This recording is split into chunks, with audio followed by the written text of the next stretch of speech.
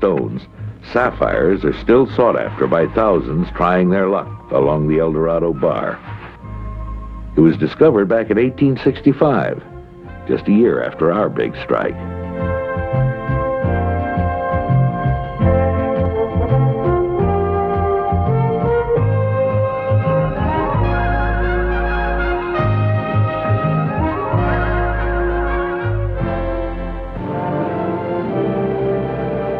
The wandering Missouri can carry an individual along the same route traveled by Lewis and Clark on their expedition of 1805. When Meriwether Lewis observed its dominating landscape, he wrote, "The cliffs were the most remarkable he'd ever seen. Vast columns of rocks, mountainous high, a river forcing its way through an immense body of rock." He said it was a most singular appearance, and he called it the Gates of the Rocky Mountains.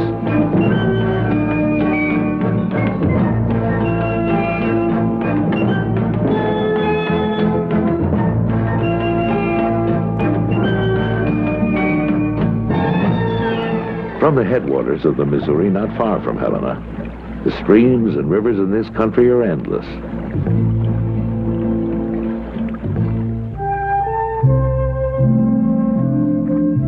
About this time of year, a man's attitude takes a turn. So does the country around him. Makes a man want to get out and catch the feel of it.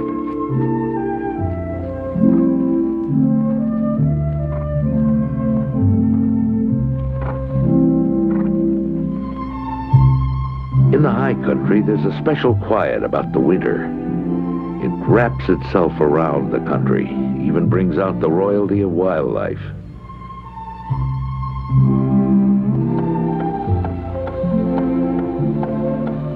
Helena's winters generally are mild. Sure, a way of life changes. Allows a man to collect his thoughts and take in other activities.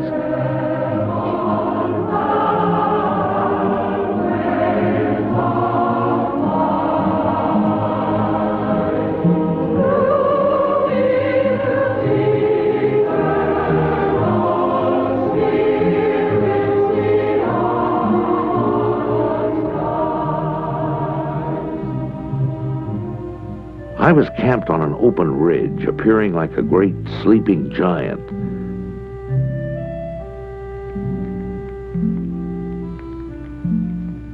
I'd been snowshoeing the high country when I heard something very strange, something I'd never heard before.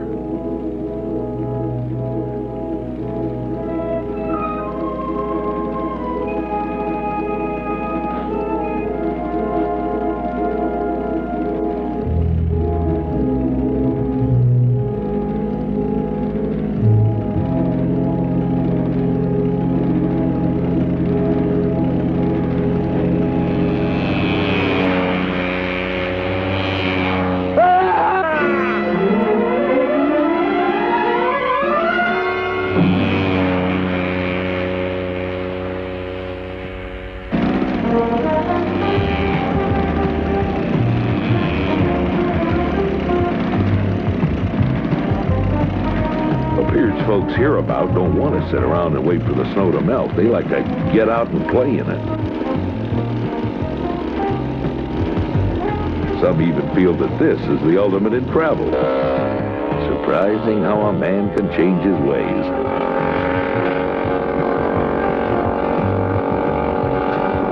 Now, there are, of course, others who feel differently about traveling the high country.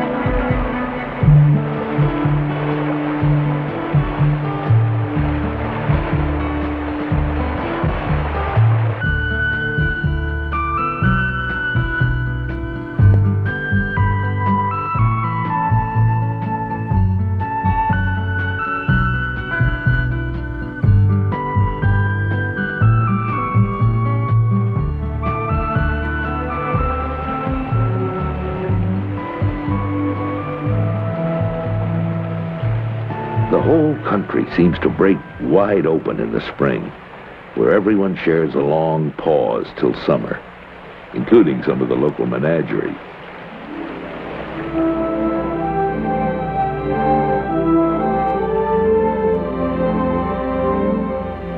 You know, as long as I've been in this country, I can never get over how big it is.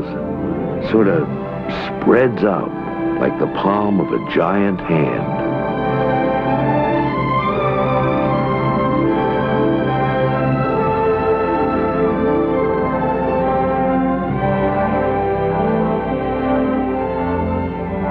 Another thing I can't overlook is the people.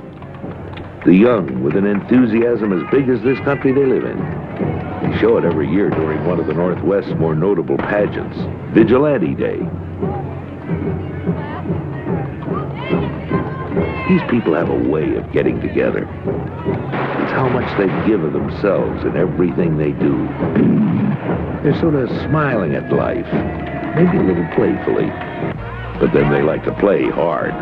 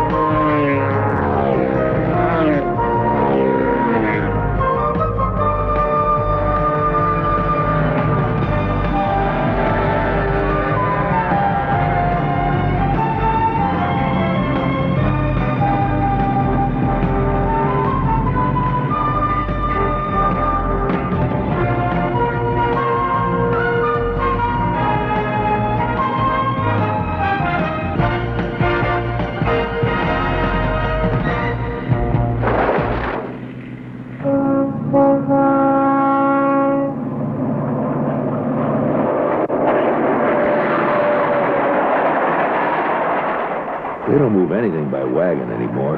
Everything's carried by rail, truck, and air. Everything from cars to lumber products. Even fire engines built in Helena move out in a hurry for use all over the country. They even manufacture their own paint in the capital city. No more of the firewater of my day. Now, Helena boasts the only bottling plant in the state.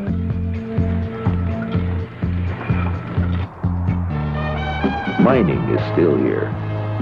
5 miles from Helena is one of the country's largest smelters. But agriculture is still the biggest industry in Montana, and probably will be for some time. Livestock, that's big business too.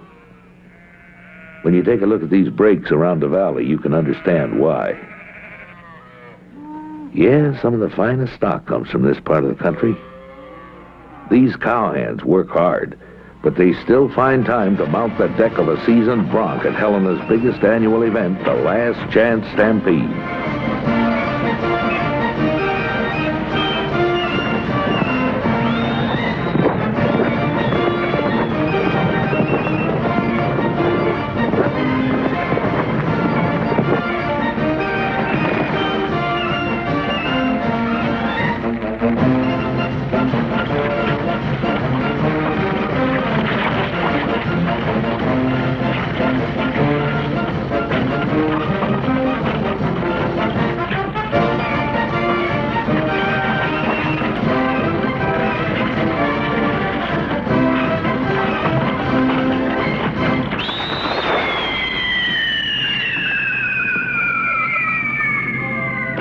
You know, there's a lot going on out here. It takes a little time to realize it, but these people know what time is. It doesn't concern them. They've learned how to live that full and easy way of life. As I rode from this valley for the last time, I could see where these people had built more than a town. And I couldn't help but wonder what it might look like in another 100 years.